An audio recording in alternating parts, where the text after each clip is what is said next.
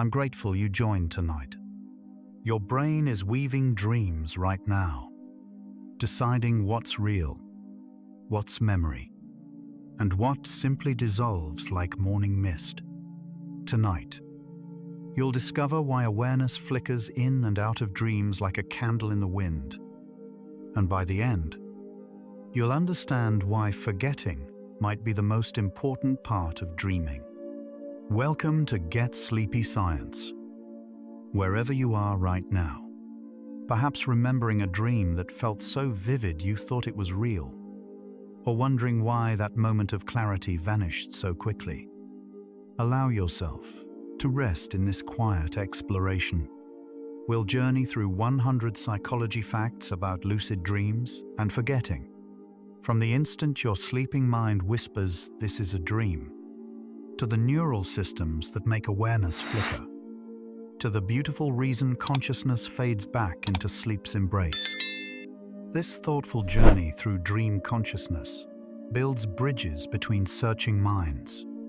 A gentle subscribe, like, or sharing your thoughts creates a pathway for more dream seekers to discover this sanctuary and brings us closer to protect this peaceful space.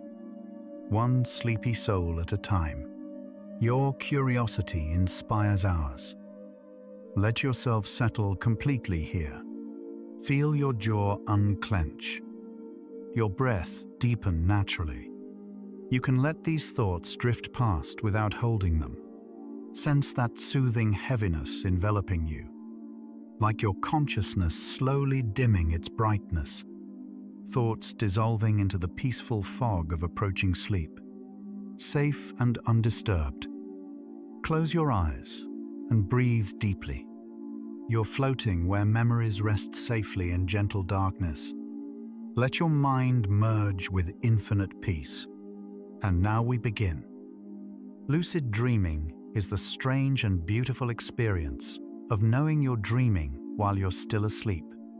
Most dreams feel completely real while they're happening. You believe you're actually flying, or talking to someone who doesn't exist, or walking through impossible landscapes. But in a lucid dream, something shifts.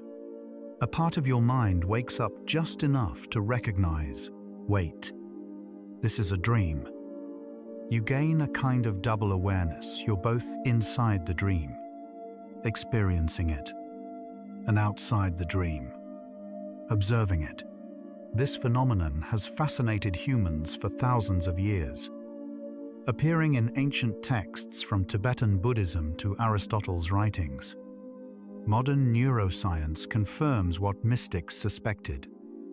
Lucid dreaming is real, measurable, and reveals something profound about the nature of consciousness itself. Tonight, we'll explore why that awareness is so fragile, and why it almost always slips away. Scientists estimate that about 55% of people have experienced at least one lucid dream in their lifetime.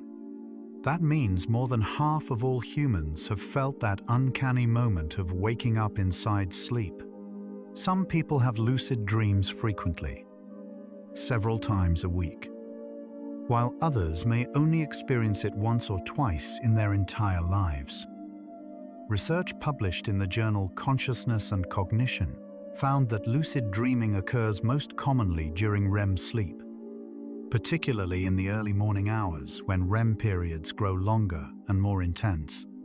The brainwaves during lucid dreams show a unique pattern, a blend of sleeping consciousness and waking-like activity in specific regions. This hybrid state is incredibly unstable. It's as if your brain is trying to be two things at once, deeply asleep and partially awake. And that contradiction cannot last long. The moment you realize you're dreaming feels distinct and unmistakable. Studies using real-time communication between lucid dreamers and researchers, pioneered at Northwestern University and replicated through recent years, show that when lucidity dawns, heart rate often increases slightly, breathing becomes more irregular, and specific eye movement patterns emerge. Dreamers who can signal researchers through pre-arranged eye movements while still asleep describe this moment as clear and recognizable, a sudden clarity, like fog lifting from a window. Everything in the dream becomes sharper, more vivid, more present. Colors might intensify. You might feel a sense of wonder or curiosity. For a brief, meaningful interval, you have agency in a world that usually controls you. You can choose to fly, to explore, to face fears, to create. This is the peak of lucid awareness. And then, almost inevitably, it begins to fade. Most lucid dreams last only a few minutes, though time perception in dreams is notoriously unreliable.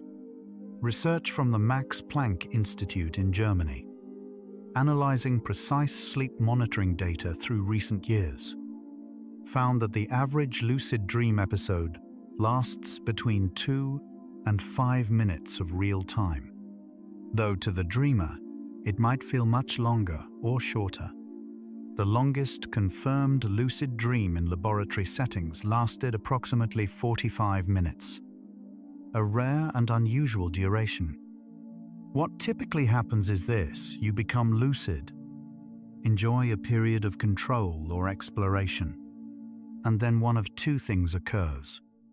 Either you wake up completely, startled by the realization, or, more commonly, you forget you were lucid and slip back into ordinary dreaming. The awareness dissolves like sugar in water, leaving no trace of having been there at all. Why does lucidity fade? That question sits at the heart of our journey tonight. To understand it, we need to first understand what lucidity actually is in the brain. When you become lucid, you're not simply waking up inside a dream. You're activating a specific network of brain regions that are normally offline during REM sleep. The most important area is the dorsolateral prefrontal cortex, located behind your forehead. This region handles executive functions planning, self-awareness, critical thinking, and metacognition. The ability to think about your own thinking. In regular dreams, this area is largely deactivated, which is why dreams feel so illogical and you accept impossible scenarios without question. When you become lucid, the dorsolateral prefrontal cortex suddenly lights up, bringing critical awareness back online. But keeping it active while still asleep, that's the challenge. Imagine your brain as a dimly lit house at night. Most of the rooms are dark. That's deep sleep. During REM sleep, some rooms flicker on the visual cortex. You see dream imagery, the amygdala. You feel intense emotions, the hippocampus. Memories get woven into the narrative. But the room where rational thought lives, the prefrontal cortex, usually stays dark. In a lucid dream, someone flips the light switch in that rational room for just a moment. Suddenly, you can see clearly. You can question what's happening. You can recognize impossibilities. But the house wants to stay dark. Sleep is powerful. It has momentum. That light switch doesn't want to stay on. The brain keeps trying to flip it back off, to return you to the default state unconscious, immersed, dreaming without awareness. One reason the light keeps turning off is energy. Maintaining conscious awareness requires significant metabolic resources. During sleep, your brain is supposed to be conserving energy, clearing out metabolic waste, consolidating memories, and performing essential maintenance that can't happen while you're awake. Studies measuring glucose metabolism during lucid versus non-lucid REM sleep show a measurable increase in energy consumption in frontal brain regions during lucidity compared to regular dreaming. Your sleeping brain, in other words, has to work harder to keep you lucid, and sleep's primary directive is rest, not effort. So the brain, seeking efficiency, tends to let go of that extra expenditure. Awareness dims, critical thinking fades. You slip back into the dream's flow, accepting its logic, no longer questioning. The house goes dark again. Another factor is neurochemical. During REM sleep, your brain is flooded with acetylcholine, a neurotransmitter essential for dream vividness and memory formation. But levels of norepinephrine and serotonin, chemicals associated with wakefulness, focus, and logical thought, drop to nearly zero. This chemical environment favors emotional intensity and visual richness, but discourages rational analysis. When you become lucid, some researchers believe there's a brief, partial reactivation of norepinephrine systems, just enough to spark critical awareness. But this reactivation is fragile and unstable.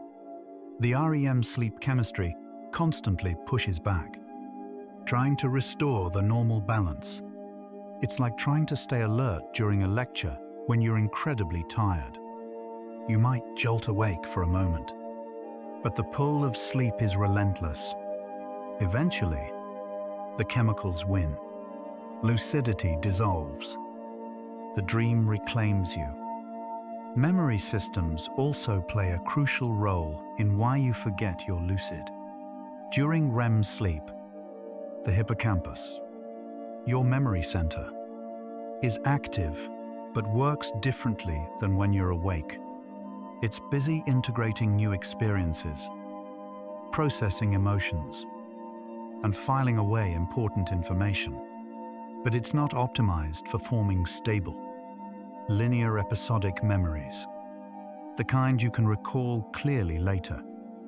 Research from Stanford University showed that even when people achieve lucidity and perform planned actions in dreams, they often don't remember the lucid episode upon waking unless they wake up directly from it. This suggests that dream memories, including memories of being lucid, are encoded weakly. If you can't even remember being lucid after you wake up, how can you maintain awareness of being lucid while still inside the dream? Memory and awareness reinforce each other. When memory falters, awareness follows. So we're beginning to see why lucidity is fragile. It's not a simple on-off switch. Consciousness exists on a spectrum, with many gradations between fully awake and deeply asleep. Lucid dreaming occupies a narrow, unstable band on that spectrum, just aware enough to recognize you're dreaming, but not so awake that you actually wake up. Scientists call this a hybrid state or paradoxical consciousness. The brain is performing a high-wire act, balancing between two incompatible modes. And like any balancing act, it's hard to maintain. You wobble, you sway, and most of the time, you fall, not into wakefulness, but back into the soft, accepting embrace of unconscious dreaming. The question isn't really why do you forget? The question is, how did you remember in the first place? Because forgetting is the brain's default. Awareness is the exception. Let's step back and look at what dreams are for, because that context helps us understand why lucidity is so rare and so fleeting. Dreams are not random noise. Modern neuroscience increasingly views dreams as the brain's way of processing emotions, consolidating memories, simulating threats, and integrating new information with old knowledge. During REM sleep, your brain is essentially running simulations, testing scenarios, rehearsing responses, making connections between disparate experiences. For this process to work optimally, you need to be fully immersed in the simulation. You need to believe it's real. If you step outside and say this is just a dream, you break the immersion. You interrupt the emotional processing, the brain, prioritizing its deeper work, naturally pulls you back in. Forgetting you're lucid isn't a bug. It's a feature. Think of it this way. Imagine you're watching a deeply moving film. You're emotionally invested. You're crying or laughing or feeling tension. Then someone next to you leans over and whispers, "Remember, this is just actors on a screen." Suddenly, the spell breaks. You're no longer immersed. The emotional impact weakens. Lucidity does the same thing to your dreams. When you realize you're dreaming, you create distance between yourself and the dream content. That distance can be thrilling. It gives you control, freedom, the ability to experiment, but it also undermines the dream's primary function, emotional processing and memory consolidation through immersive simulation. The brain seems to prefer immersion over awareness, so it gently, persistently, nudges you back into the story. You forget the frame. You believe the dream again. You dissolve back into sleep's deeper purposes. Children rarely have lucid dreams. Studies show that lucid dreaming becomes more common as the prefrontal cortex matures, typically increasing during adolescence and peaking in early adulthood. This makes sense. Young children's prefrontal cortices are still developing. They don't yet have the metacognitive capacity, the ability to think about their own thinking, that lucidity requires. They can't easily step back and evaluate whether their experience is real or imagined. As we grow older and our frontal lobes mature, we gain this reflective capacity. But here's the interesting part. Even with a fully mature prefrontal cortex, most people still rarely achieve lucidity spontaneously. The brain has to be trained, coaxed, or simply lucky for that critical awareness to emerge during sleep. Development gives us the potential for lucidity, but potential doesn't guarantee occurrence. Some people seem naturally predisposed to lucid dreaming. Research from the University of Adelaide and other institutions has identified certain personality traits and cognitive abilities associated with frequent spontaneous lucid dreaming. People who score high on openness to experience, who have strong visual imagination, who practice mindfulness or meditation regularly, and who have better than average metacognitive skills tend to report more lucid dreams. These individuals might have slightly different baseline activation patterns in their prefrontal cortex during sleep, or perhaps their neurochemistry during REM sleep is slightly different. Genetics may also play a role. Lucid dreaming appears to run in families, though no specific genes have been identified yet. But even for natural lucid dreamers, maintaining lucidity remains difficult. Awareness still flickers. The mind still forgets. The only difference is that the initial spark of lucidity happens more often. Let's talk about what it feels like when lucidity starts to fade. Many experienced lucid dreamers describe a characteristic sequence. First, there's the peak, the moment of full awareness, control, and clarity. You know you're dreaming. You feel empowered. Then, subtly, things begin to shift. The dream environment might become less stable. Details blur. Your thoughts become fuzzier, less focused. You might notice yourself starting to accept dream logic again. Things that should seem impossible suddenly seem normal. There's often a moment where you're semi-lucid, you have a vague sense that something is off, that this might be a dream, but you're no longer certain. And then, without a clear transition, you're fully non-lucid again. The awareness is gone. You're back inside the dream, believing it completely, with no memory of ever having been lucid. The forgetting is smooth, seamless, and complete. Why is the transition so smooth? Because your brain excels at creating continuity and coherence, even when underlying states are changing.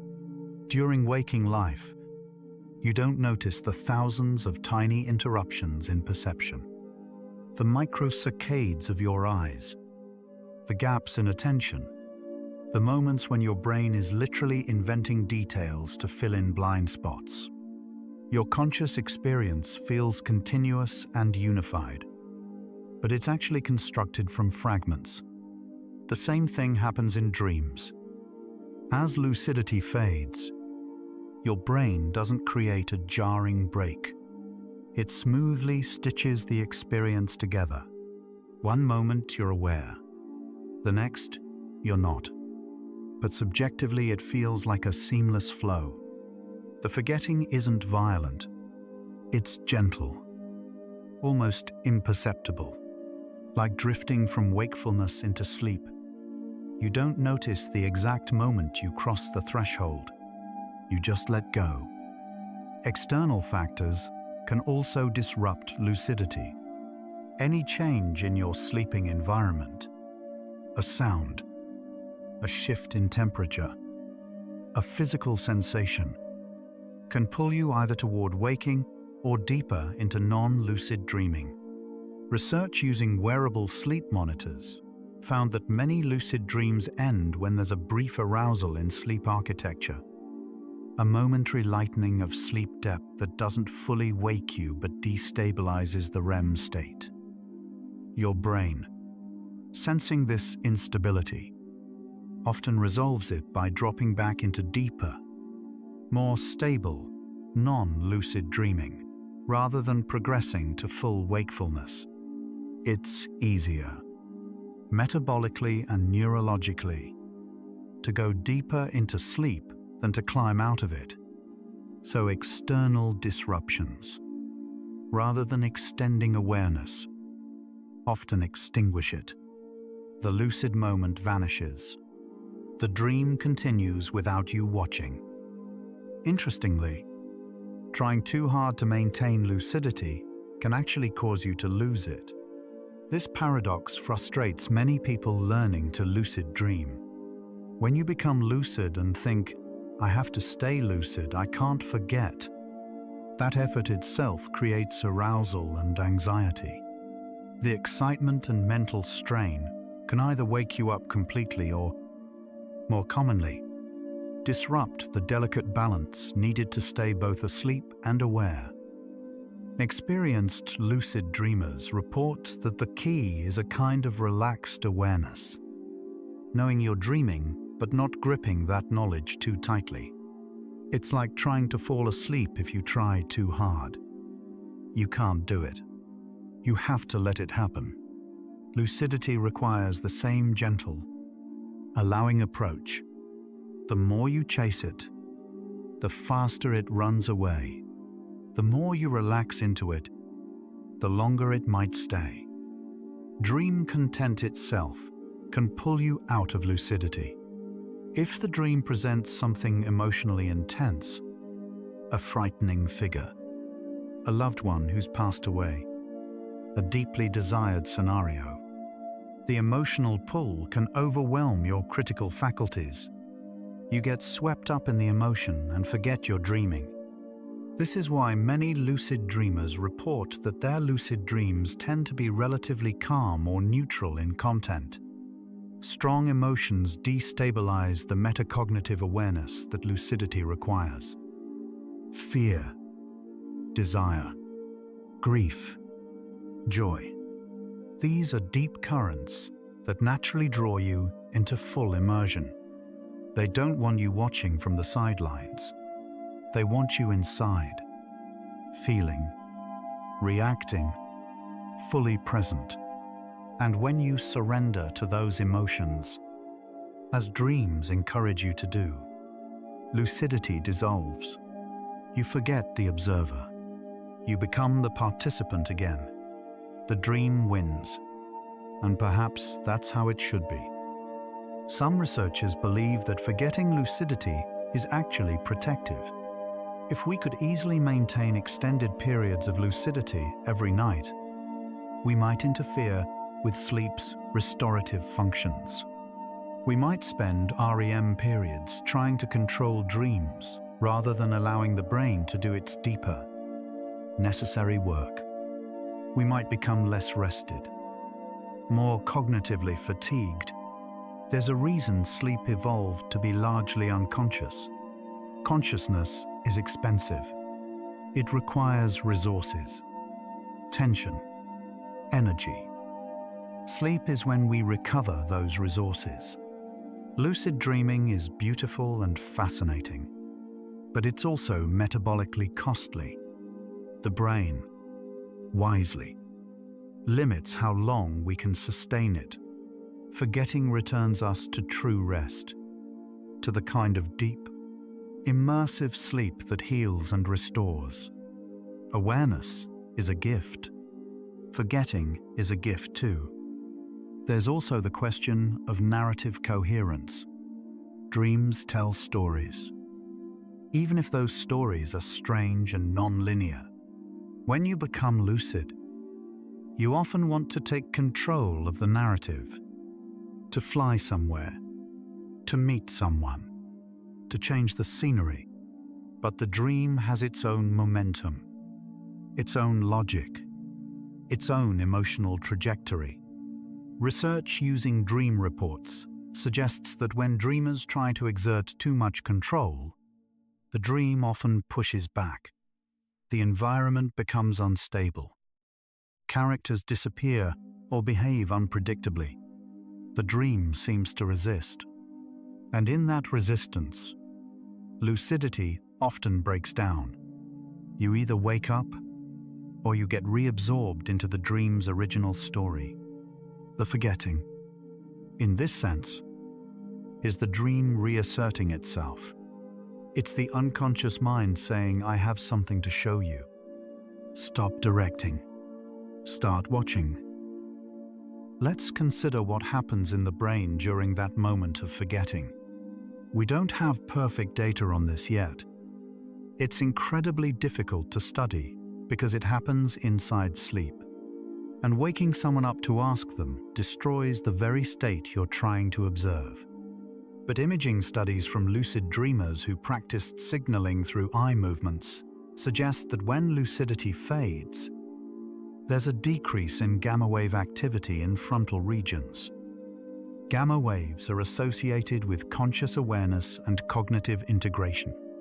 As these waves diminish, activity in the default mode network, the brain network active during rest and mind wandering, increases.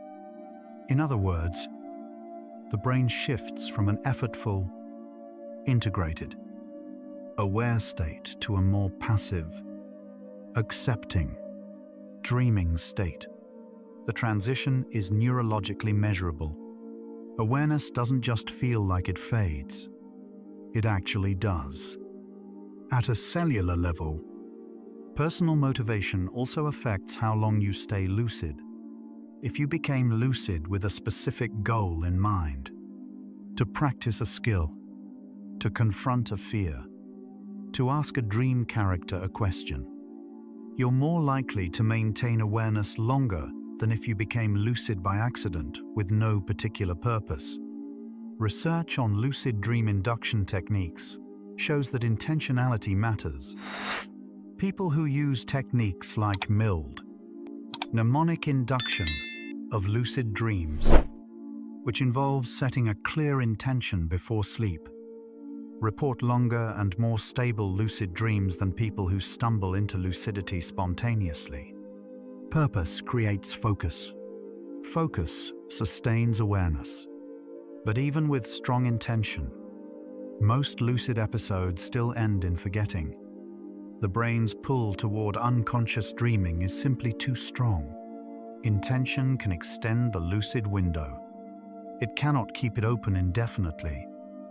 Eventually, you forget why you were paying attention, and then you forget you were paying attention at all. Here's something beautiful even when you forget you're lucid. The dream continues. You don't lose the dream. You just lose the awareness that it's a dream. This reveals something profound about the relationship between consciousness and experience. Experience doesn't require consciousness of itself. You can have vivid, rich, emotionally complex experiences without metacognitive awareness. In fact, most of our lives are lived this way, absorbed in activities, lost in thought, engaged in conversations, feeling emotions, all without constantly reflecting, I am aware that I am aware. Lucidity is a special state, a rare doubling of awareness. But its absence doesn't make the dream, life, less real or less meaningful. The forgetting returns you to pure experience, unmediated by reflection. And there's a freedom in that too, a peace in simply being, without watching yourself be. So as we reach the end of this first section of our journey, we've established the question clearly. You forget you're in a lucid dream because maintaining dual awareness, being both asleep and aware, is neurologically expensive, chemically unstable, and functionally unnecessary for what dreams are trying to accomplish. The brain prioritizes immersion over observation, emotional processing over critical thinking, rest over effort. Lucidity is a glitch, a beautiful accident, a momentary window into the mechanics of consciousness. And forgetting is the system restoring itself to its intended function. We are not meant to watch our dreams from outside. We are meant to live them from within. The forgetting is not failure. It's the brain doing exactly what sleep is for. And now, halfway through understanding why, we pause, we breathe, we let ourselves sink a little deeper into the mystery. Let's pause here and notice your body. As you breathe out slowly, appreciate each tiny cell inside. Trillions of cells working in silence, heart beating, lungs breathing, brain thinking, all without your command. Notice the gentle sensations on your skin, in your muscles, along your spine. You are a complete ecosystem, diverse, self-balancing. Even in dreams, your body keeps you safe, keeps you alive, keeps you cycling through awareness and rest. You don't need to control it. Just notice, just rest. Now we continue. Now let's go deeper into the brain mechanisms that make forgetting inevitable. When you're awake, your brain's reality testing function constantly monitors your experience, questioning inconsistencies. This happens automatically throughout your waking hours. Does this make sense? Is this consistent with reality? Should I question this? But during REM sleep, this monitoring drops by about 30 to 40% compared to waking levels. Without this reality testing function, your sleeping mind accepts impossible scenarios without question. You can breathe underwater, talk to deceased relatives, or teleport across continents, and it all seems perfectly normal. When you become lucid, this function briefly reactivates. But sustaining that reactivation while staying asleep requires a delicate neurological balance that rarely holds for long. The brain's arousal systems also play a critical role. Wakefulness and sleep are regulated by competing neurochemical systems. Wakefulness is promoted by orexin, histamine, dopamine, norepinephrine, and serotonin.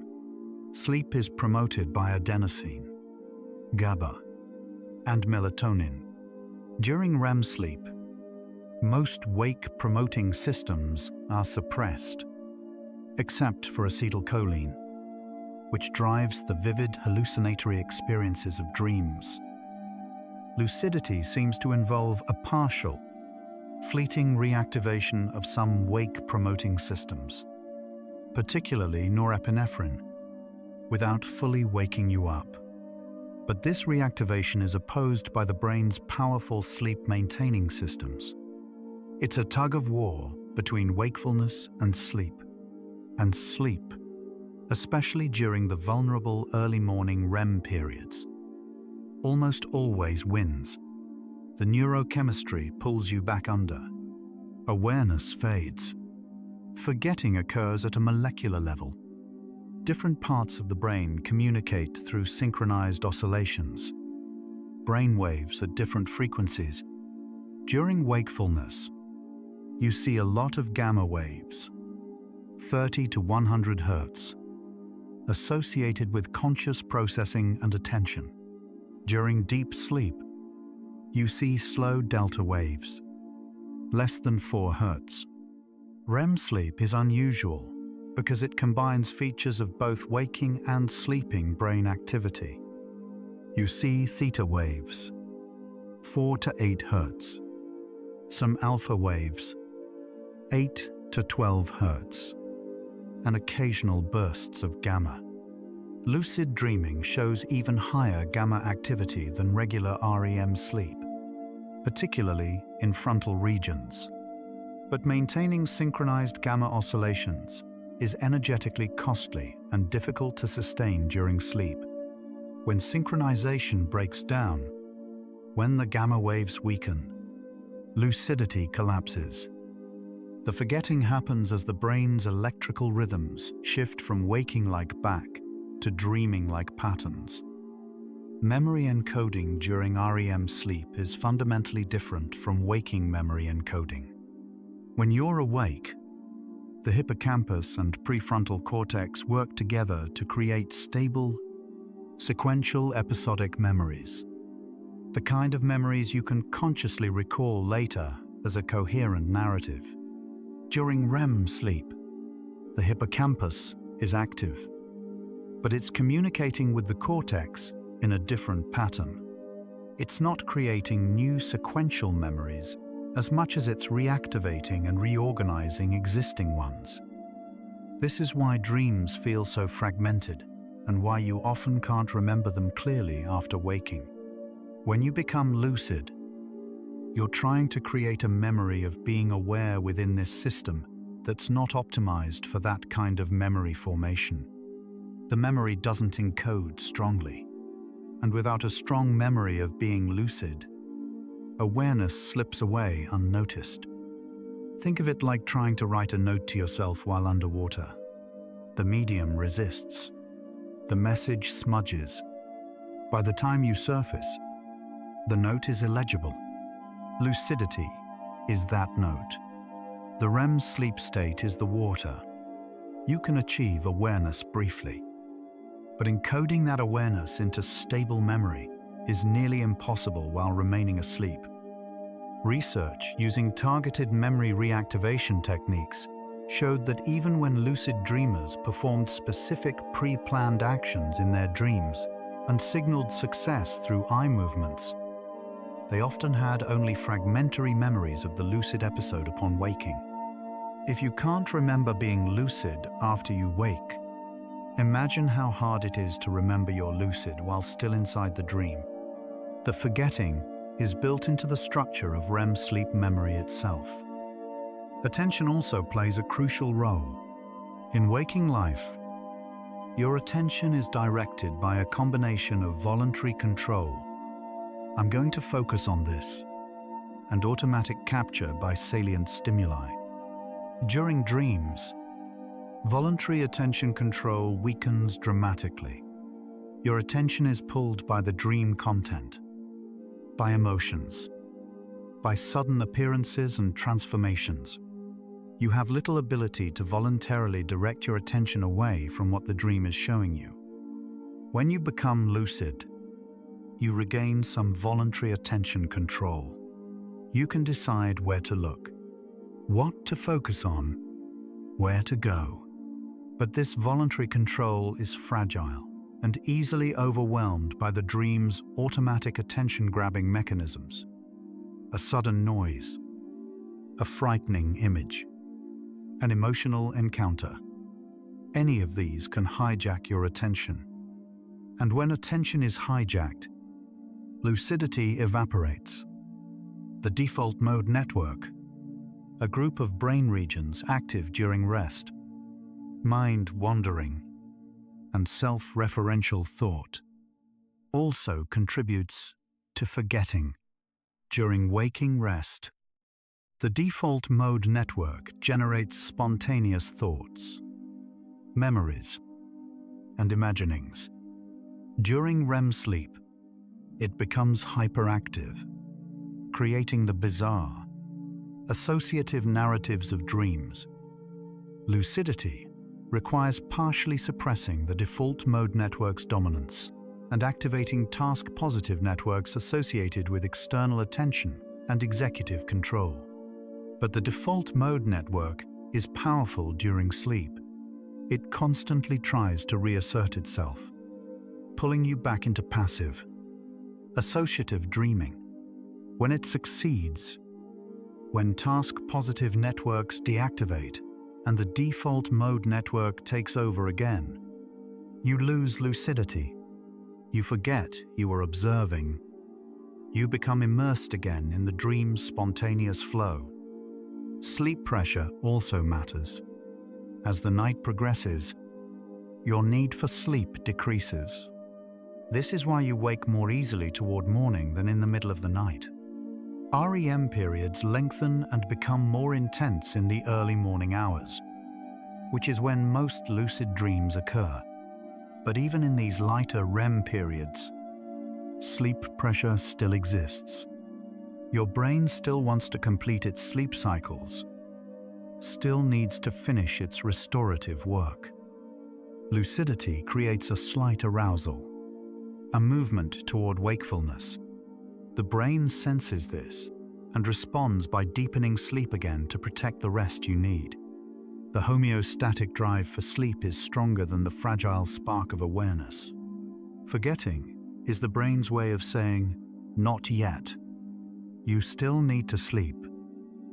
Contrast this with what happens when you're meditating or in a flow state while awake. In those states, you can sustain awareness for extended periods because your wake-promoting systems are fully active. Your brain has the metabolic resources, the neurochemical support, and the structural network coordination to maintain consciousness. In sleep, all of those supports are partially or fully withdrawn. You're trying to sustain awareness using only a fraction of the systems that normally support it. It's like trying to run a computer on low battery in power-saving mode. You might get it to turn on briefly, but it won't stay on for long. Lucidity is consciousness running on sleep's limited power supply. The battery drains quickly. The system shuts down. Awareness fades. You forget you were ever awake inside the dream. There's also a phenomenon called dream reality confusion, which works in reverse. Sometimes, after a particularly vivid dream, you wake up and momentarily aren't sure if the dream events actually happened. This confusion reveals that the boundary between dreaming and waking consciousness is more porous than we usually think. If you can mistake dreams for reality after waking, it makes sense that you can mistake reality for dreams while sleeping, or forget that you're in a dream while the dream is happening. The cognitive systems that distinguish real from imagined, actual from simulated, are not perfect. They can be fooled in both directions. And during sleep, when those systems are working at reduced capacity, the fooling is even easier. Forgetting lucidity is just another form of dream-reality confusion. Let's talk about cognitive load. Maintaining lucidity while dreaming is cognitively demanding. You have to simultaneously hold multiple mental representations, the dream content, the awareness that it's a dream, your intentions for what to do while lucid, and the monitoring of your own awareness to prevent forgetting. That's a lot of mental juggling. Research on working memory capacity, our ability to hold and manipulate information in conscious awareness, shows that we can typically hold about 4 chunks of information at once. During sleep, working memory capacity is likely even more limited. When the dream presents something complex or emotionally intense, it fills your limited cognitive capacity. There's no room left for the meta-awareness of lucidity. That awareness gets pushed out, forgotten, overwritten by the dream's immediate content. The forgetting is a capacity limitation. Interestingly, people who practice meditation regularly tend to have more lucid dreams and maintain lucidity longer than non-meditators. Studies examining this connection have found consistent patterns.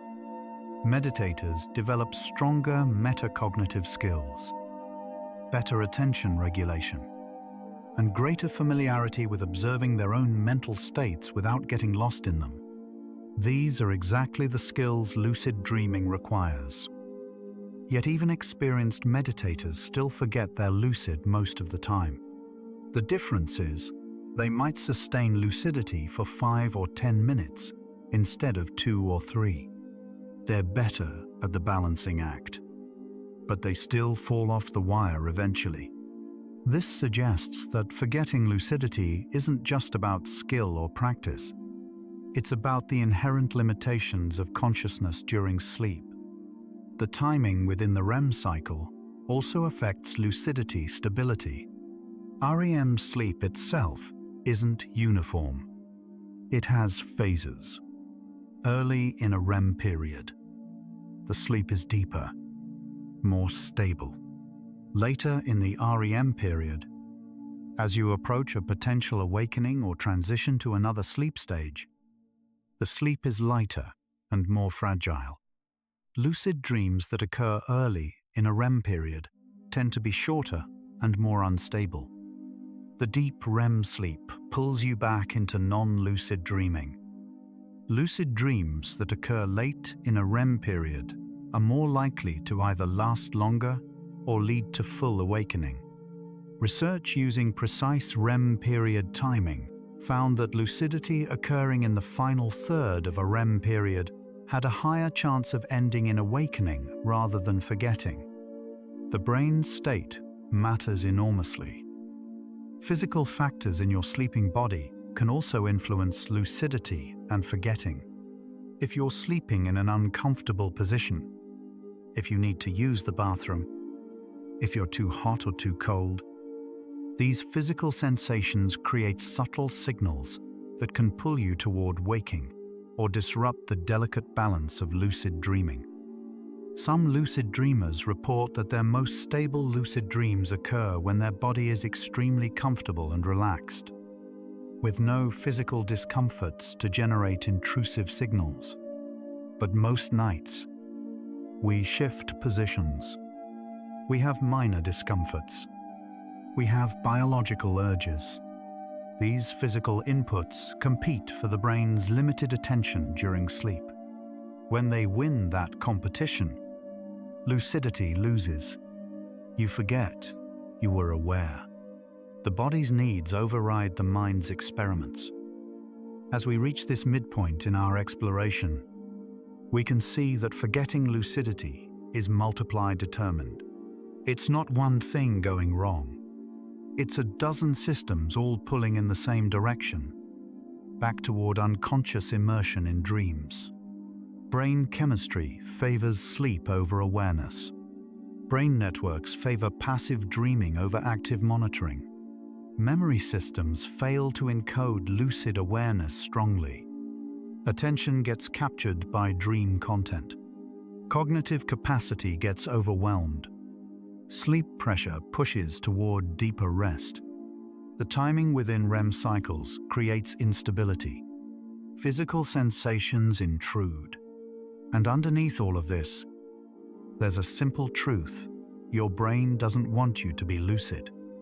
Not because lucidity is harmful, but because it's unnecessary for sleep's deeper purposes.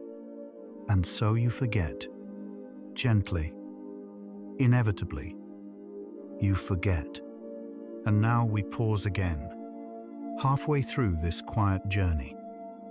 You're still here, still awake, still drifting with us through these stories of consciousness and forgetting. Take a slow breath. Notice how your thoughts feel a little softer now, a little less defined, like the edge between waking and dreaming is already starting to blur. We're wandering through dream science together, you and I, and everyone listening in the quiet dark, exploring why we forget, why we remember, why awareness flickers like candlelight. There's no rush, no answers to chase, just the gentle unfolding of understanding. Let's continue. Let's shift our focus to memory consolidation, one of sleep's primary functions, and how it relates to forgetting lucidity. During REM sleep, your brain is actively processing the previous day's experiences, integrating new information with existing knowledge, and strengthening emotionally significant memories. This consolidation process requires the hippocampus to replay recent experiences and the cortex to receive and store them in long-term memory networks. Becoming lucid interrupts this process. Instead of passively allowing memories to be consolidated, you're actively creating new experiences in the dream. Research suggests that extended lucid dreaming might actually interfere with memory consolidation efficiency. The brain, sensing this interference, may actively suppress lucidity to protect its memory work. Forgetting serves sleep's primary function, remembering what matters from waking life. There's also the question of emotional regulation. Dreams help us process difficult emotions, working through fears, anxieties, desires, and unresolved feelings in a safe, simulated environment. The amygdala, your brain's emotional center, is highly active during REM sleep, but it's operating without the inhibitory control of the prefrontal cortex, which allows for raw emotional processing. When you become lucid, you reactivate prefrontal control. You can analyze your emotions rather than just feeling them. You can change the dream to avoid confronting difficult feelings. While this control can be therapeutic in some cases, it might also prevent the natural emotional processing that dreams provide. The brain may suppress lucidity to protect its emotional healing work. You forget, so you can feel without watching yourself feel. Neuroscientist Matthew Walker's research on sleep and emotion shows that REM sleep essentially provides overnight therapy, reducing the emotional charge of difficult memories. This happens through a process where memories are reactivated without the stress neurochemistry that accompanied the original experience. If you're lucid and controlling the dream, you might prevent this natural desensitization process. You might avoid the very scenarios your brain needs you to process. The forgetting of lucidity, from this perspective, is protective. It allows the dream to take you where you need to go emotionally, rather than where you want to go consciously. The unconscious knows things the conscious mind doesn't. Forgetting lucidity is trusting that deeper knowing. Let's consider what happens to your sense of self during dreams. When you're awake, you have a stable sense of identity, a continuous narrative of who you are, where you came from, what you believe, what you want. This self-concept is maintained by the prefrontal cortex and medial temporal lobe structures working together. During non-lucid dreams, your sense of self becomes fluid. You might be yourself, but younger. You might be yourself with different abilities or in impossible situations.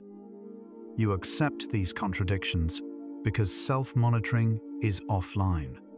When you become lucid, you suddenly reassert your waking identity. You remember who you really are. This creates tension between your dream self and your waking self. Resolving that tension is difficult during sleep. Often, the dream self wins. Identity, fluidity returns. You forget who was watching. Time perception also becomes strange during lucid dreams. Many lucid dreamers report that time seems to dilate.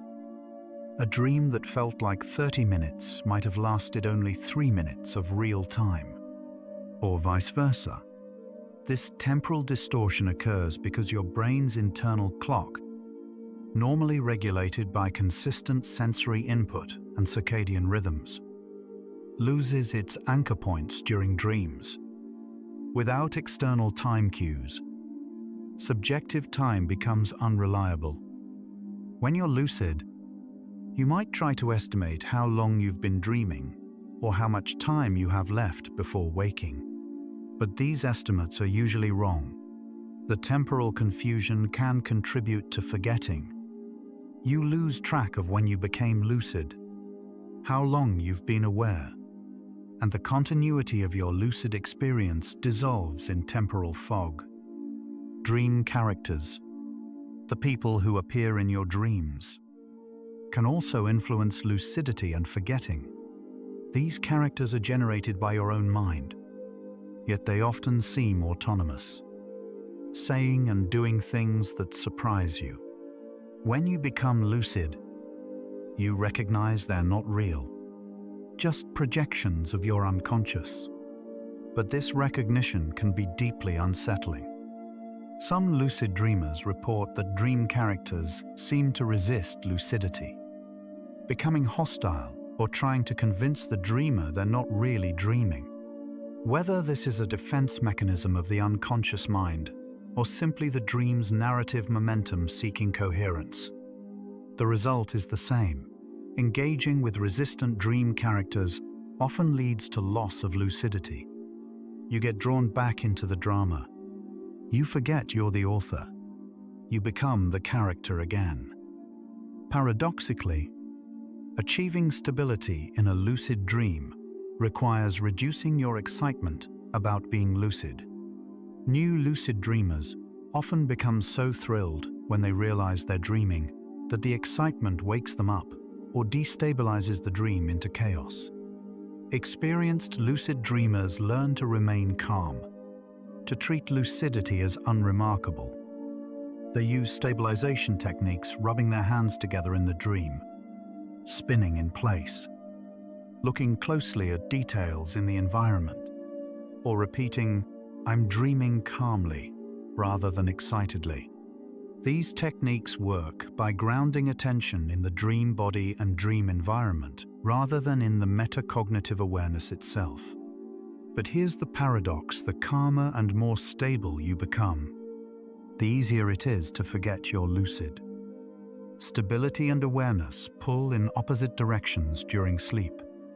Research on false awakenings, dreams where you dream that you've woken up, provides insight into forgetting lucidity. In a false awakening, You might dream that you're getting out of bed, starting your morning routine, only to actually wake up later and realize it was all still a dream. Sometimes false awakenings occur after lucid dreams. You think you've woken up from the lucid dream, but you've actually just transitioned to a non-lucid dream that mimics waking. This reveals how easily the brain can create convincing simulations of consciousness states. If your brain can make you believe you've woken up when you're still asleep, it can certainly make you forget you're dreaming while the dream continues. The forgetting is just another layer of simulation. Let's talk about intention and expectation.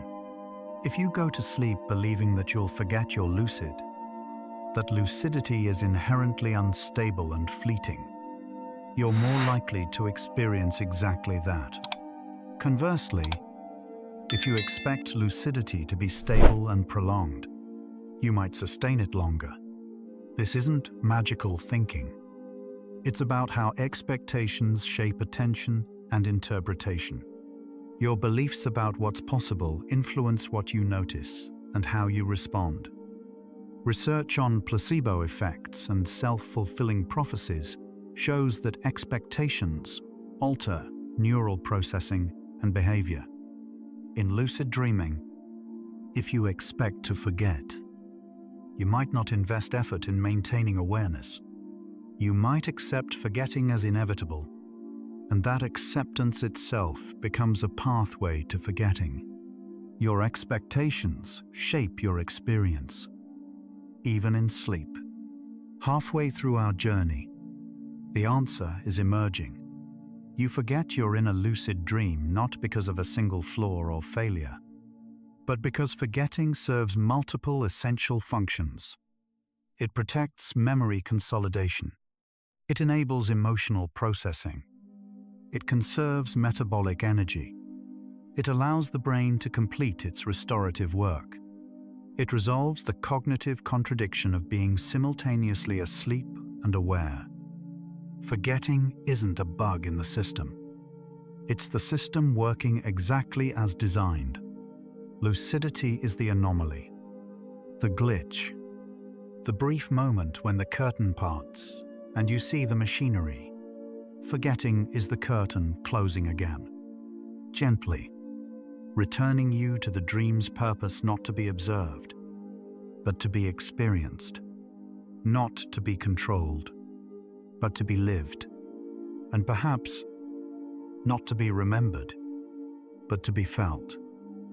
Let each breath guide you to realize time is yours, a separate stream that only you are living, while lucid dreams flicker and fade, while awareness comes and goes like waves on a shore. This second you're breathing, listening, is unique. You exist in this moment, not in the dream you had last night, not in the sleep that's approaching. Right here, right now.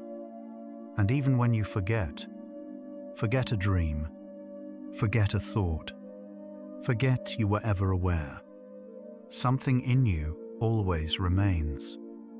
A quiet presence that witnesses forgetting itself. Rest in that presence. It never forgets you. Now we continue drifting. Now we move into deeper understanding. Forgetting lucidity reveals something profound about the architecture of consciousness itself. Consciousness is not a single unified thing. It's a collection of processes: attention, memory, self-awareness, sensory processing, emotional response, all coordinated by brain networks that communicate through synchronized activity. When you're awake, these processes are tightly integrated, creating the seamless feeling of unified awareness. During sleep, the integration weakens. Processes operate more independently. Lucidity represents a partial reintegration during sleep, but it's unstable because the underlying synchronization mechanisms are still suppressed. When synchronization breaks down, the unified experience of lucidity fragments. Some processes continue. You keep dreaming, feeling, experiencing, but the metacognitive awareness vanishes. You forget because consciousness itself has come apart at the seams. Buddhist meditation traditions have explored the boundaries of consciousness for thousands of years, describing states that closely resemble what modern neuroscience calls lucid dreaming. In Tibetan dream yoga, practitioners train to maintain awareness during sleep as a path to understanding the illusory nature of waking reality. Advanced practitioners report sustaining lucidity for entire dream periods, or even multiple dream cycles in a single night. How, through years of meditation training that strengthens metacognitive abilities, stabilizes attention, and develops comfort with observer consciousness. Even with this extensive training, forgetting remains common. The tradition teaches that forgetting is an opportunity. Each time you forget and remember again, you practice the fundamental skill of awareness itself. Forgetting becomes part of the practice. Recent research into false memories and memory reconsolidation helps explain why dream memories, including memories of being lucid, are so fragile. Every time you recall a memory, you temporarily destabilize it. The memory becomes malleable, able to be modified, and then it must be reconsolidated into long-term storage. During sleep, this reconsolidation process works differently than when awake. Dream memories, including the memory of being lucid, might be recalled and reconsolidated multiple times within a single dream sequence, each time becoming slightly more distorted or fading slightly more. By the time you wake, or by the time you slip back into non-lucid dreaming, the memory of lucidity might have eroded so much that it's effectively forgotten, even though the experience itself was vivid. The prefrontal cortex, so crucial to lucidity, is still maturing into our mid-20s. This extended development timeline means that teenagers and young adults are actually in an optimal window for lucid dreaming. Their prefrontal cortex is developed enough to support metacognition, but still plastic enough to be trained effectively. Research shows that lucid dreaming frequency often peaks between ages 18 and 25, then gradually declines as the brain's sleep architecture changes with age. Older adults have less REM sleep overall and less intense REM periods, reducing opportunities for lucidity. But at any age, forgetting remains the norm. Development changes the frequency of lucidity, not its inherent instability. Age teaches us that forgetting is constant across the lifespan. Lucid dreaming apps and devices that attempt to trigger or prolong lucidity through sounds, lights, or electrical stimulation during REM sleep have proliferated in recent years. Some show modest effects, gentle audio cues during REM sleep, for example, can sometimes trigger lucidity without waking the sleeper. But even with technological assistance, sustained lucidity remains rare. The devices might help you become lucid more often, but they don't solve the fundamental problem. The sleeping brain resists extended awareness. In fact, some research suggests that external stimulation during lucid dreams can accelerate forgetting by creating distraction or disrupting the delicate brain state. Technology can assist the spark of lucidity. It cannot prevent the inevitable extinguishing. The forgetting comes from within, not from without. Let's consider what lucid dreaming teaches us about waking consciousness. If you can forget you're aware even while you're aware, what does that say about everyday waking life? How often are you truly metacognitively present versus simply absorbed in experience? Mindfulness meditation traditions suggest that most of our waking life is actually spent in a kind of semi-conscious automaticity, thinking without knowing we're thinking, reacting without knowing we're reacting. We're awake, but not fully aware. Lucid dreaming is a concentrated, intensified version of the awareness that mindfulness cultivates, and the forgetting in dreams mirrors the forgetting in waking life. The countless moments we slip from presence into automatic thought. Dreaming teaches us what we lose when we forget to remember we're alive. Neuroplasticity, the brain's ability to reorganize itself, plays a role in lucid dreaming practice.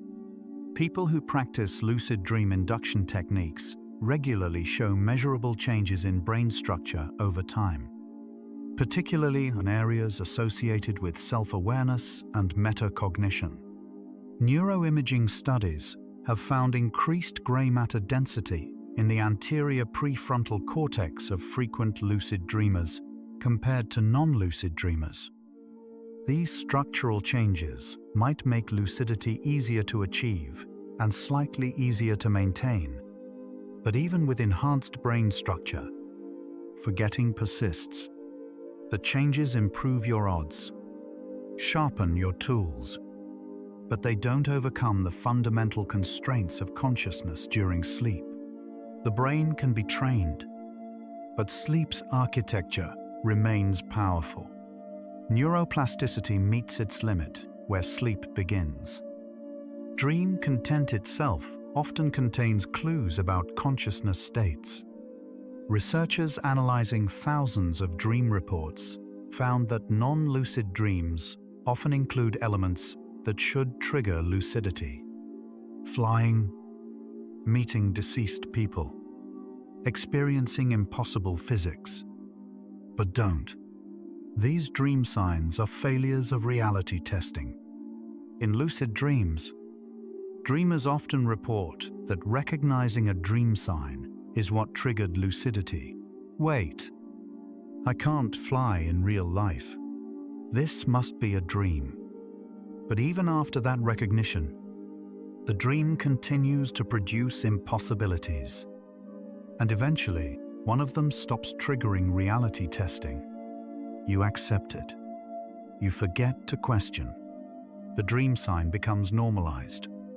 This shows that lucidity isn't just about the presence of impossible elements.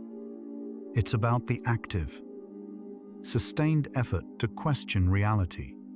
When that effort stops, forgetting begins.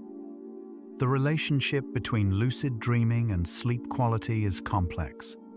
Some studies suggest that frequent lucid dreaming is associated with slightly poorer sleep quality and increased morning grogginess, possibly because the partial arousal of lucidity disrupts sleep's restorative functions. Other studies find no negative effects or even positive effects on mood and creativity. The research consensus seems to be that occasional lucid dreaming is harmless and potentially beneficial, but deliberately inducing lucid dreams every night might compromise rest. The brain's tendency to forget lucidity might be protective, limiting how often and how long lucidity occurs, ensuring that most sleep remains deeply unconscious and fully restorative. Forgetting is the body's way of rationing awareness, preserving the rest you need. Language and thought are intimately connected in waking consciousness, but they diverge during dreams.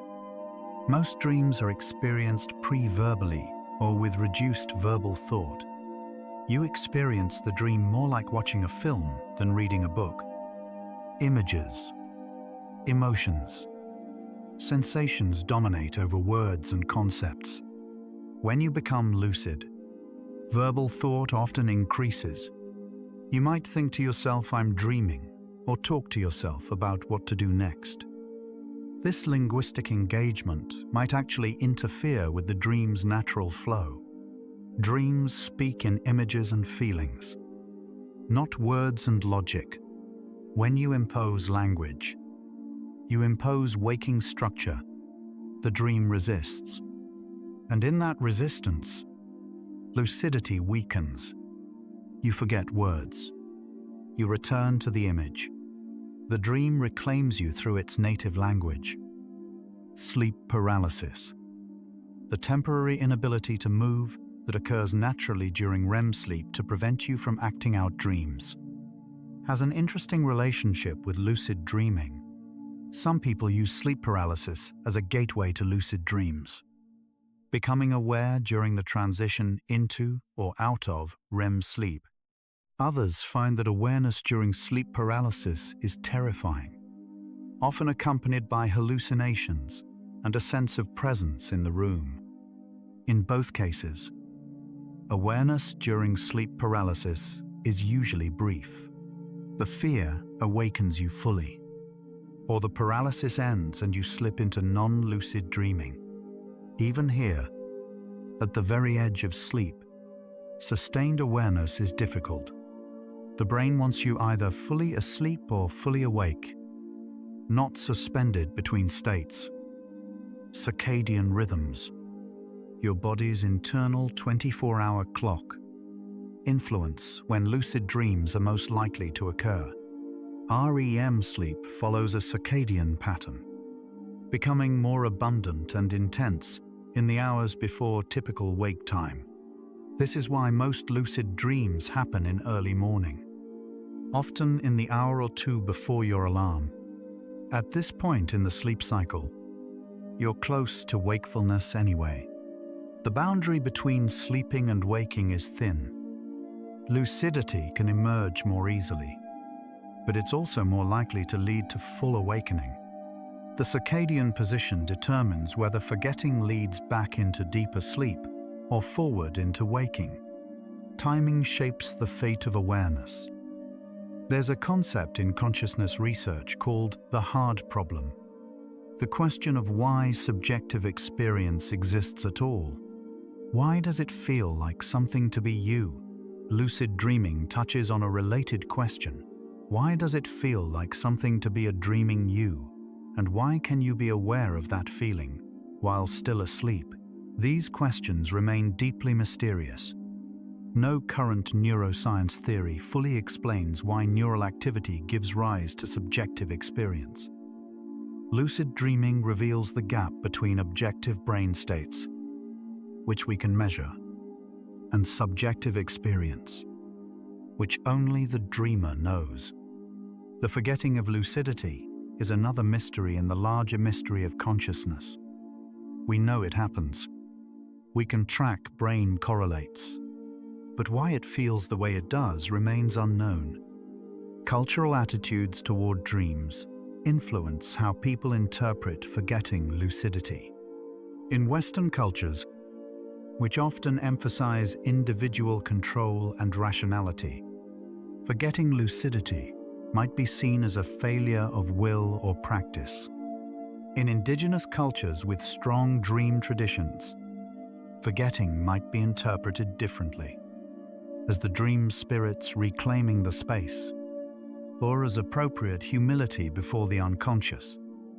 These cultural frameworks shape whether forgetting is frustrating or acceptable, whether it's something to overcome or something to honor.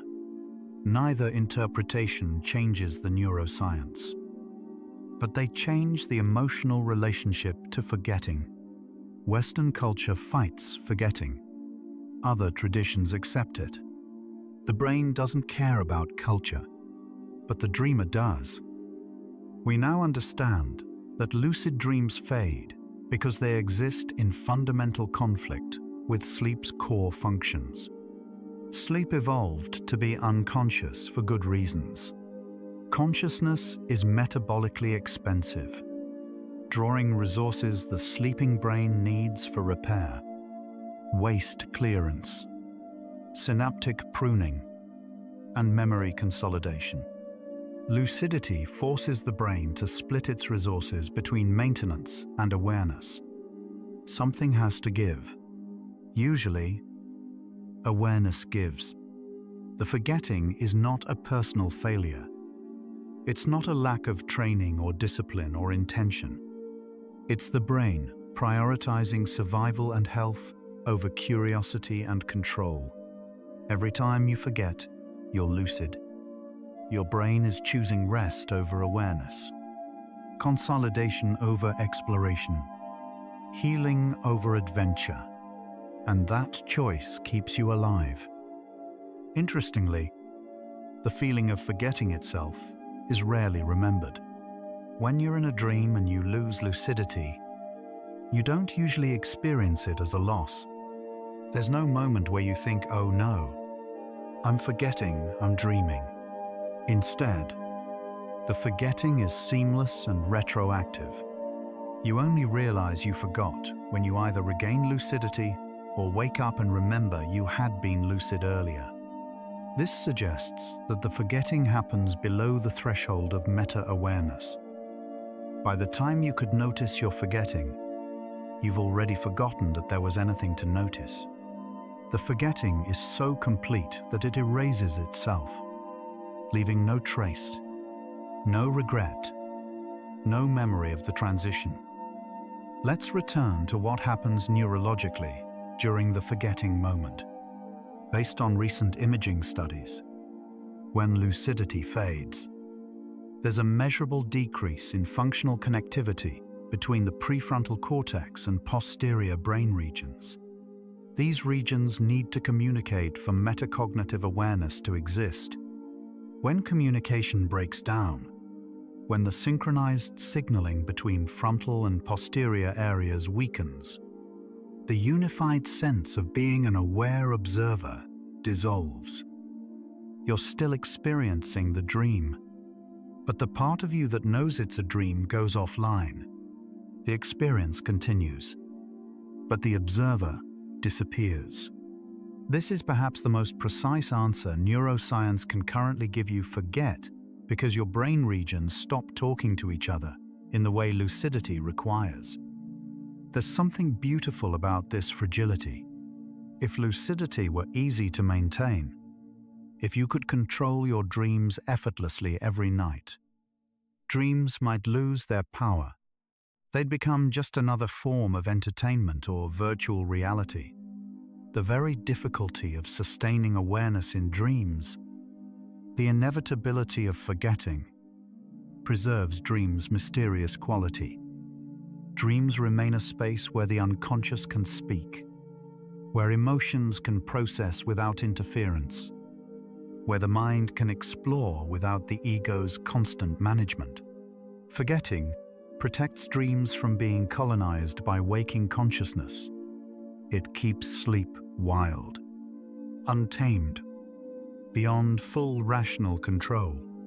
The forgetting is a gift, though it rarely feels like one. It preserves the dream's otherness.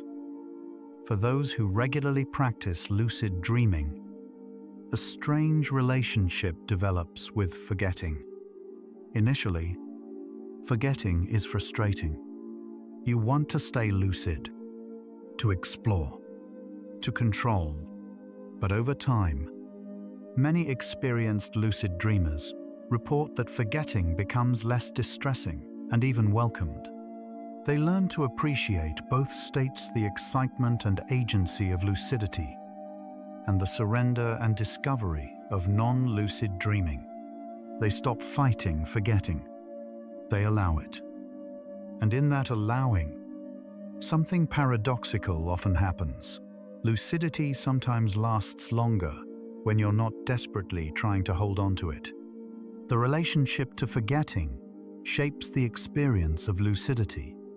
Acceptance extends what resistance shortens. Dream journals, written records of dreams immediately upon waking, reveal patterns in forgetting.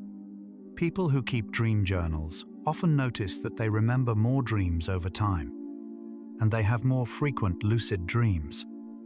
The act of recording dreams trains the brain to prioritize dream memory. But even dedicated dream journalers forget most of their lucid moments. They might remember becoming lucid, but not what happened during the lucid period.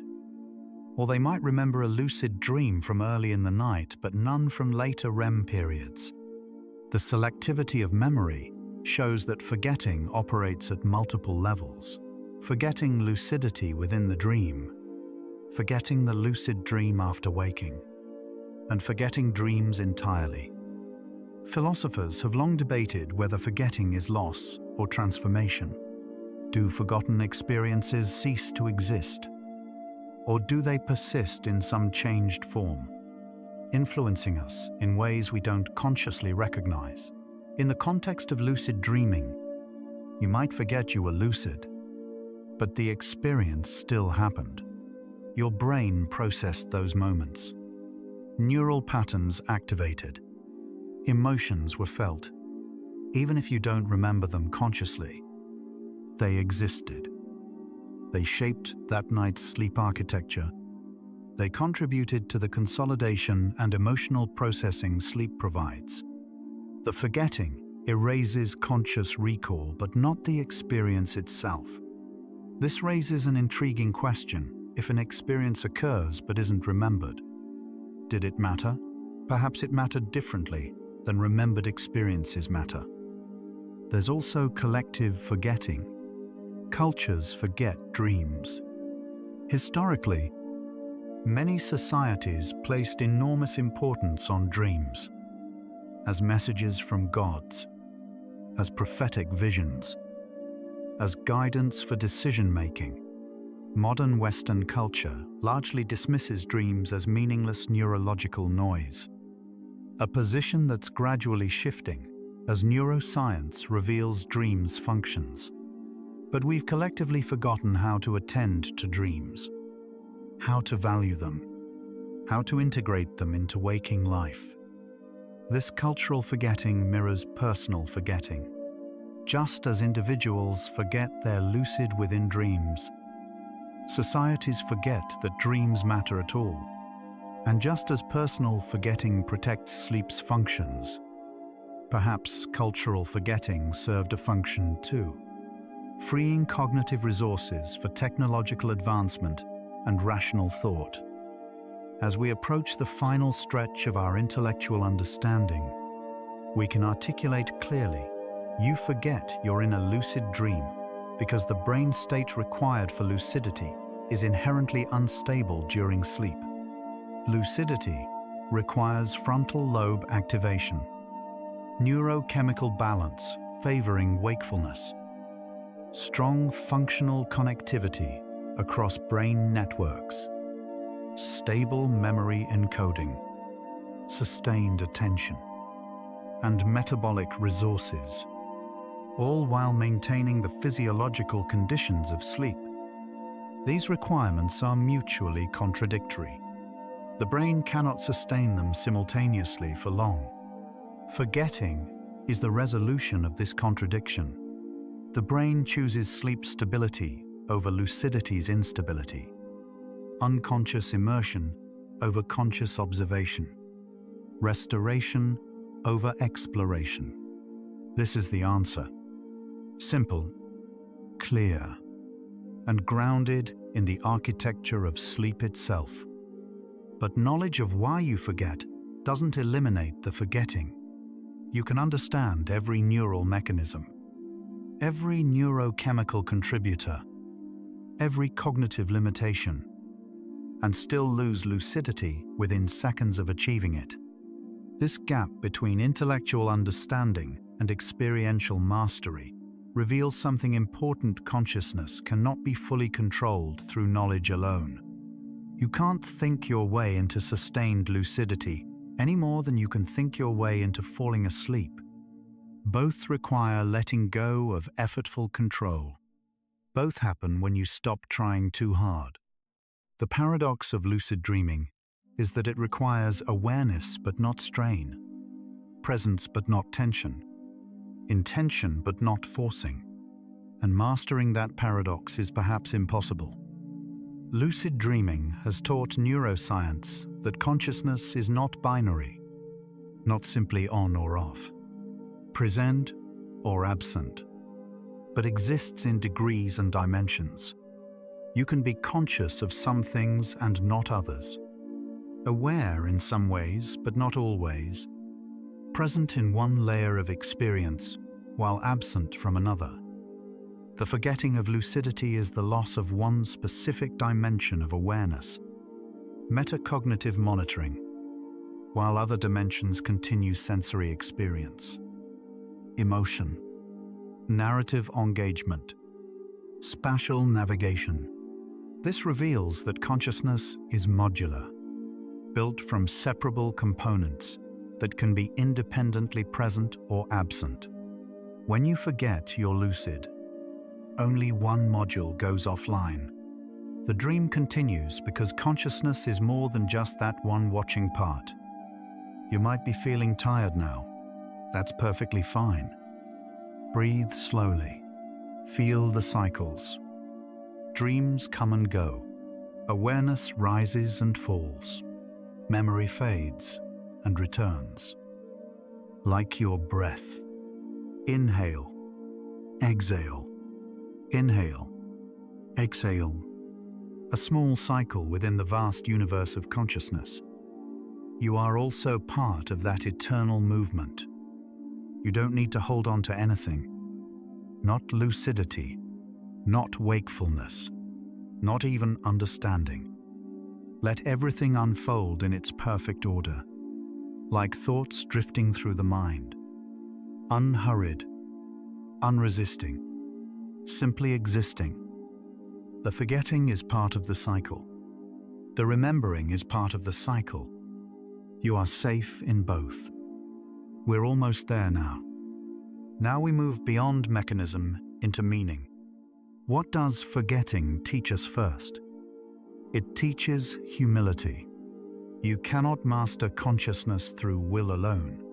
There are limits to control, boundaries to awareness, places the deliberate mind cannot go. Lucid dreaming brushes up against those limits. Every time you forget, you meet your edge. This isn't failure. It's recognition of reality. We are not gods in our dreams, fully sovereign and unlimited. We are embodied beings whose consciousness is constrained by biology, chemistry, and the needs of sleep. Forgetting whispers you are human. You are limited. And that is okay. Forgetting also teaches trust. When you forget you're lucid, you surrender control back to the unconscious mind, which has its own wisdom. The unconscious knows how to regulate your heartbeat, breathe your lungs, heal your wounds, balance your hormones. It also knows how to dream in ways that serve your psychological integration.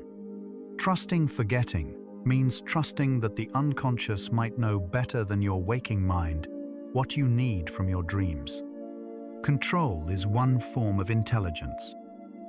Surrender is another. Forgetting is the doorway to surrender, to letting something wiser than your conscious ego guide the night. There's poetry in forgetting. When you forget you're dreaming, you become the dream.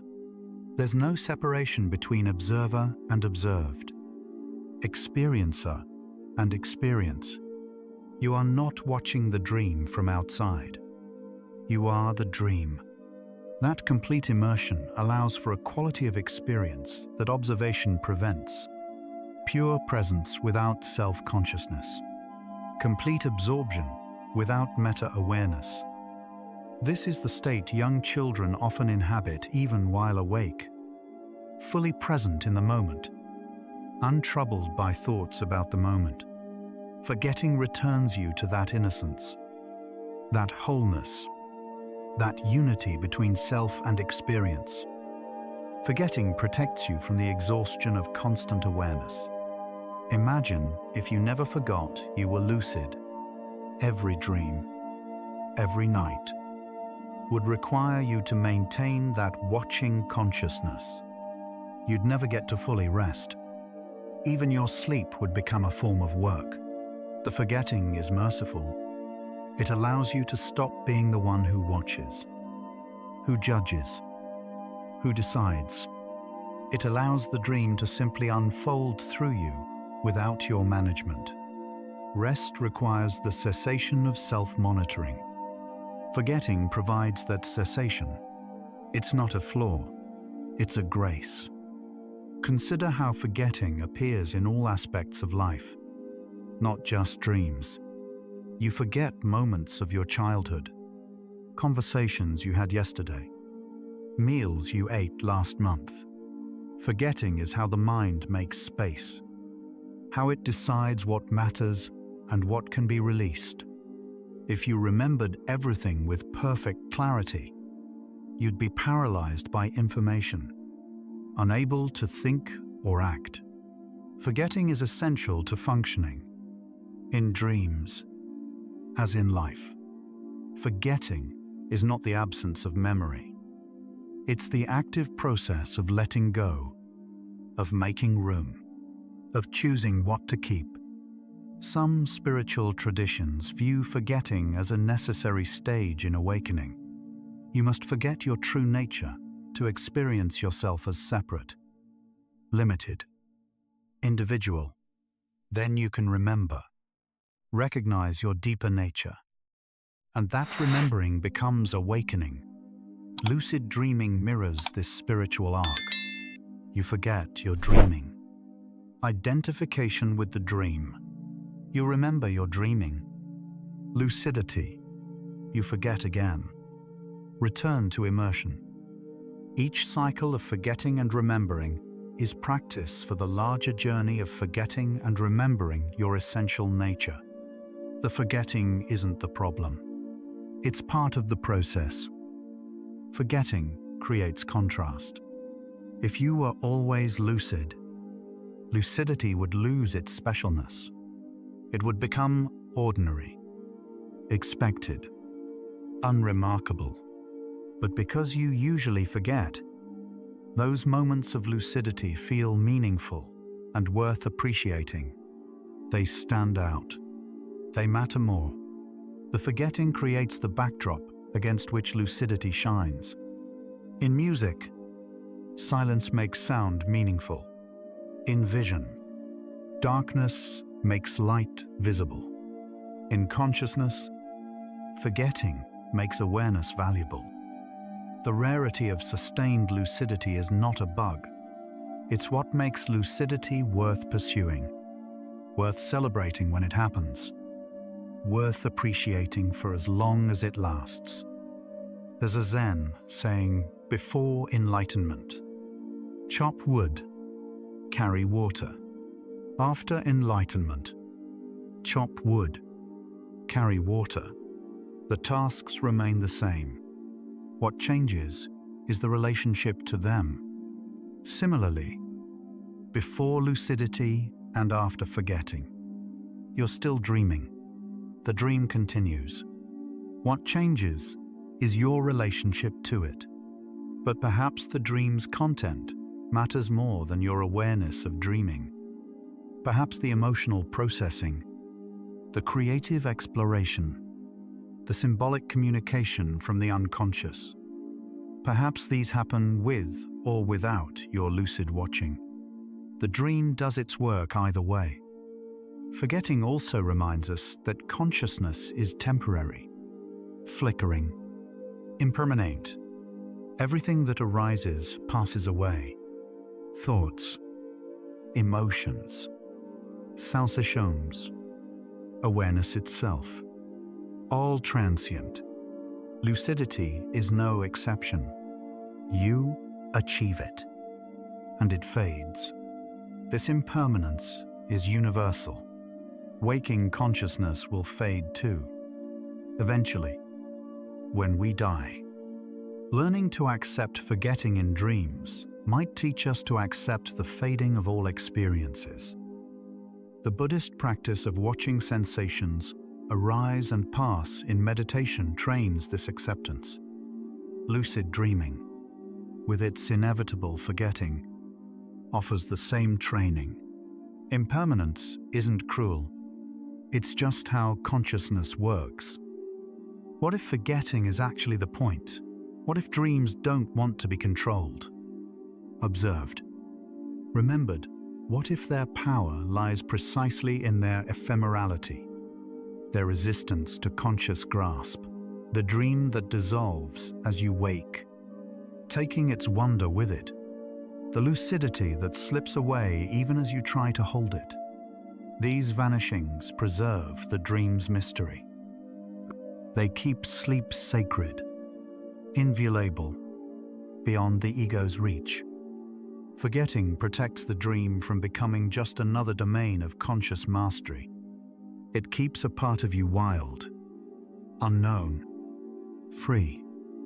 So could you forget you're in a lucid dream? You already know the answer. Yes, always.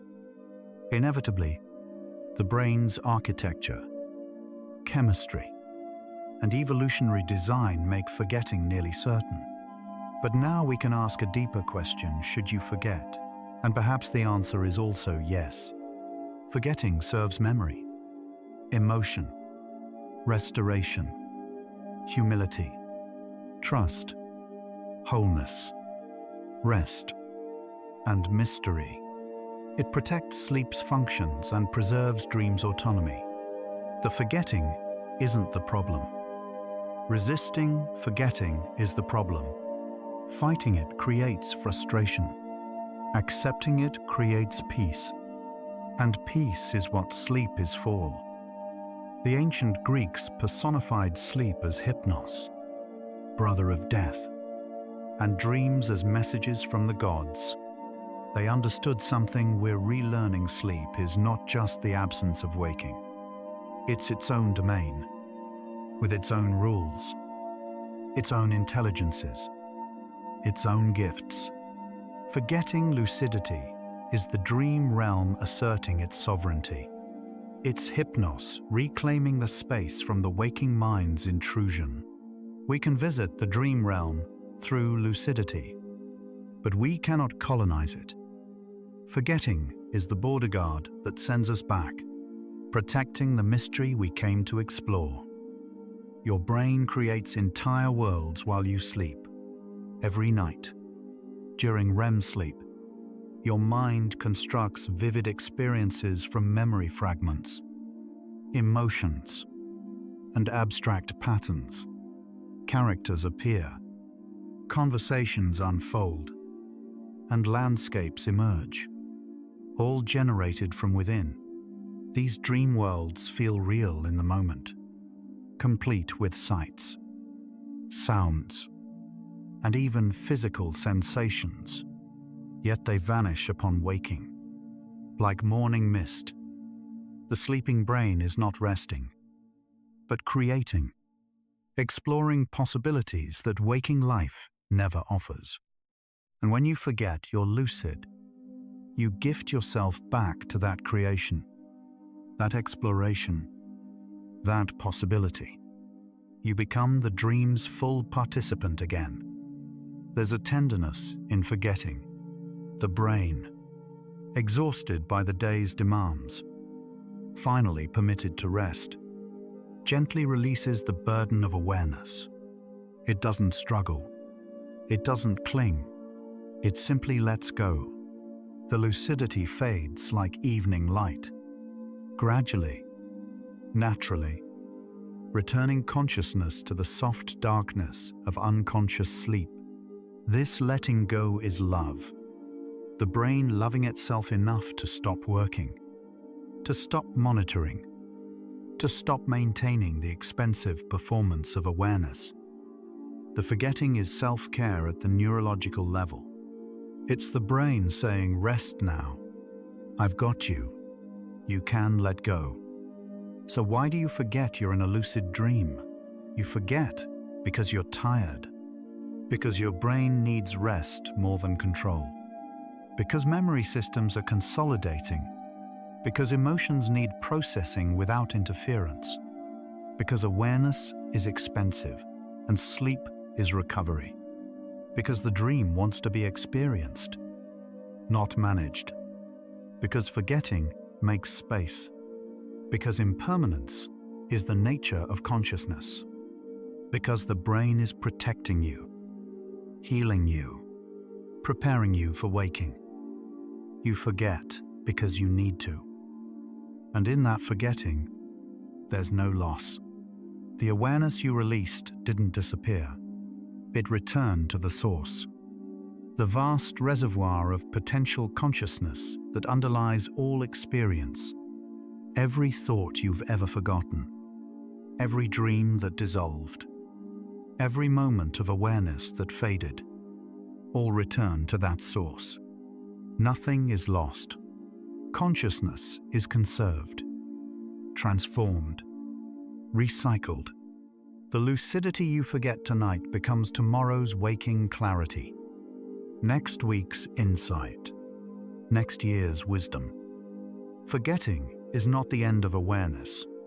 It's awareness changing form, moving through cycles, serving life's deeper rhythms. Children understand something about forgetting that adults often lose. It's okay not to remember. A young child lives so fully in the present that the past barely exists. They forget yesterday's upsets by bedtime. They forget this morning's dream by afternoon. And they're fine. They're joyful, curious, engaged. We learn to grasp memory as we age, to try to hold everything, to fear forgetting. But perhaps the child's way is wiser. Perhaps forgetting is freedom. Freedom from the past, from needing to hold everything, from making every experience permanent. The dream dissolves. Life continues. Both are beautiful.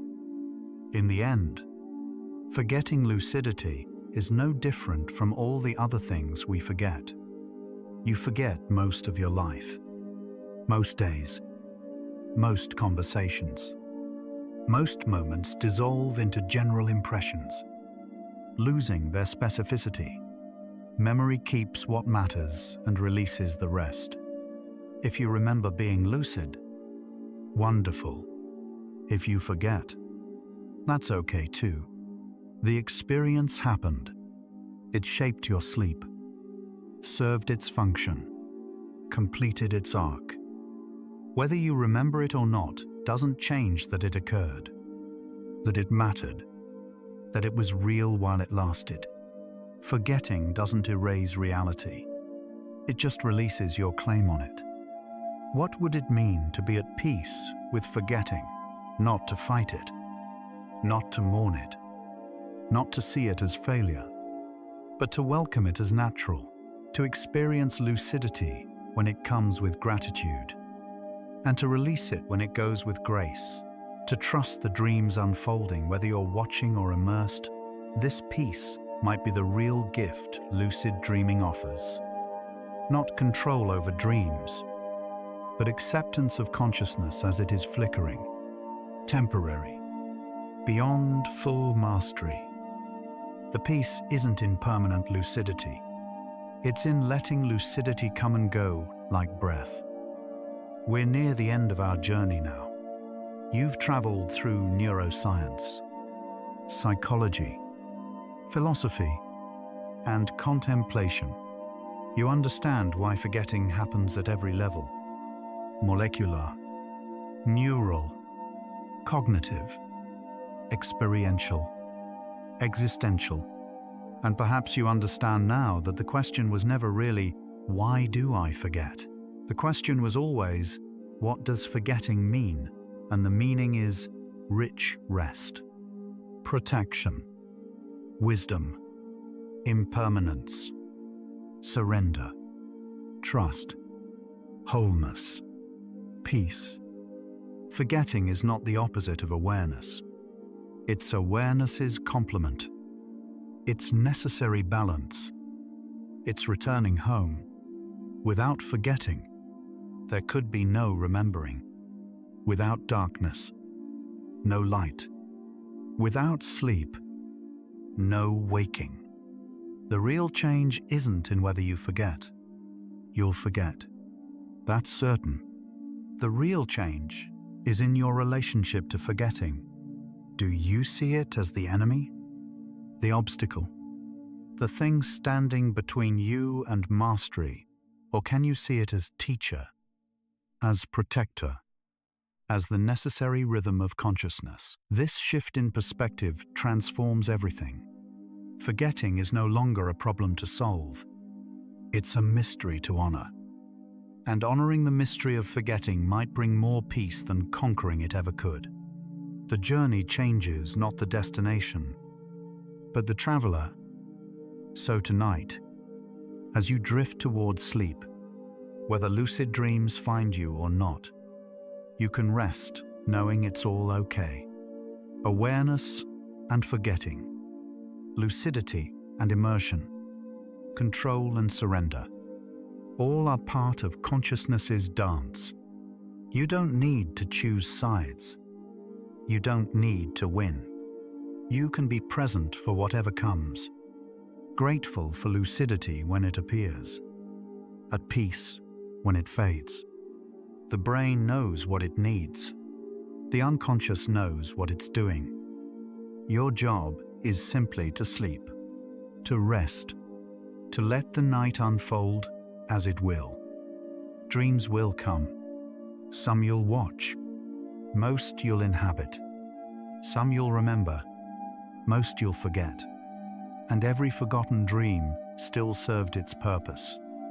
Processing emotion, consolidating memory, exploring possibility, integrating experience. The forgetting doesn't negate the dream's value. It completes it. Like autumn leaves falling, returning to soil, feeding next spring's growth. Every forgotten dream feeds the psyche, enriches the unconscious, prepares you for waking. Trust the forgetting. Trust the dreaming. Trust the sleeping brain that's carried you through every night of your life. Safely, wisely, without your conscious help. And perhaps forgetting is actually a form of remembering. When you forget your dreaming, you remember how to be fully present, fully immersed, fully alive in the moment, without the commentary of the watching mind. You remember what it's like to exist without self-consciousness. You remember wholeness, innocence, absorption. These are the states meditation seeks, the states mystics describe, the states artists chase. Forgetting your way there, through dream immersion, might be more valuable than thinking your way there through lucidity. Perhaps forgetting is the shortcut to presence that awareness takes the long way around. So here's the ultimate truth our journey reveals. The real question was never why you forget you're in a lucid dream. The real question is why you ever thought remembering mattered more than experiencing. Awareness mattered more than immersion. Control mattered more than surrender.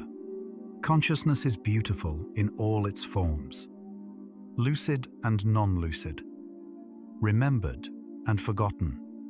Aware and absorbed. Each serves. Each teaches. Each is perfect as it is. You don't need to hold on to lucidity. You just need to notice it when it comes. Appreciate it while it lasts. And release it when it goes. Like everything in consciousness. Like everything in life. Like this very moment. Right now. Already fading even as it arrives.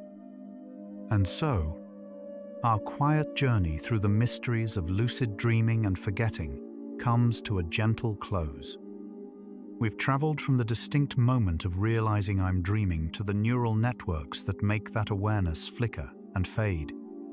Discovering along the way that forgetting is not failure but function, not weakness but wisdom. From the prefrontal cortex struggling to stay awake during sleep, to the neurochemicals that pull awareness back under.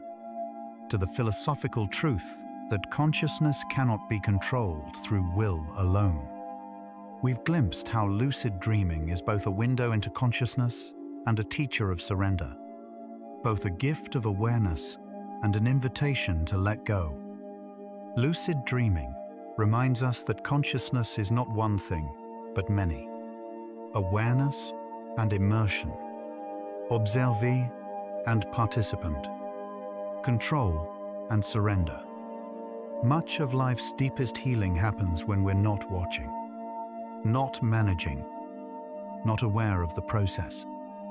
Dreams reveal the wisdom of forgetting, the necessity of rest, the beauty of temporary awareness. Without forgetting, we could never truly sleep. Without sleep, we could never truly wake. By accepting the dance between remembering and forgetting, we glimpse the rhythm that carries all consciousness. In these final minutes, take the deepest breath you can, as deep as possible. Think about consciousness itself, yours, mine, everyone listening. All awareness, everywhere. Perhaps all connected in ways we don't yet understand. You are not alone in the universe of minds.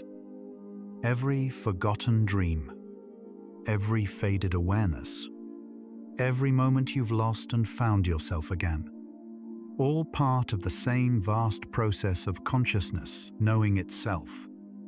The lucidity that comes and goes, the forgetting that always returns, the awareness that flickers like starlight. All of it perfect, all of it necessary, all of it you. Let your entire being dissolve into the ocean of consciousness, into dreamless rest, into the space before thought. Prepare for deep sleep. No boundaries left, only peace. This thoughtful exploration of lucid dreaming and forgetting creates pathways for other dreamers and seekers. A soft subscribe or like helps them find this sanctuary, guiding another restless consciousness to finally accept, to let go, and to trust the wisdom of forgetting, one peaceful mind at a time. But there's no need to do anything now, nothing at all.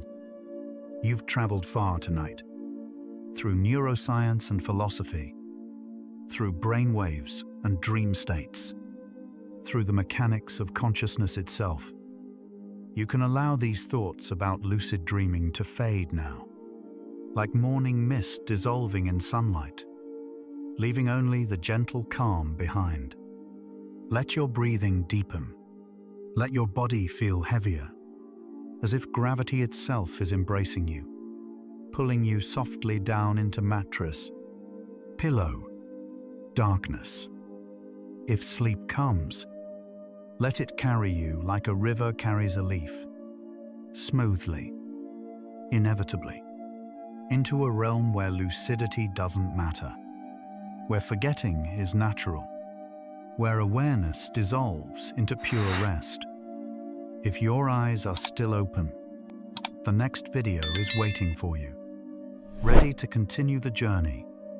But if they're closed, stay there. Stay in the darkness that feels safe and warm. Tomorrow, dreams will still be there. Consciousness will still flicker and fade. Forgetting will still serve its ancient purpose. But tonight belongs to stillness. Rest well, sleepy scientist. And remember, forgetting isn't the end of awareness. It's awareness returning home. Dream deeper with bedtime science. Fall asleep to gentle facts. Relax, listen, and trust the forgetting. Good night.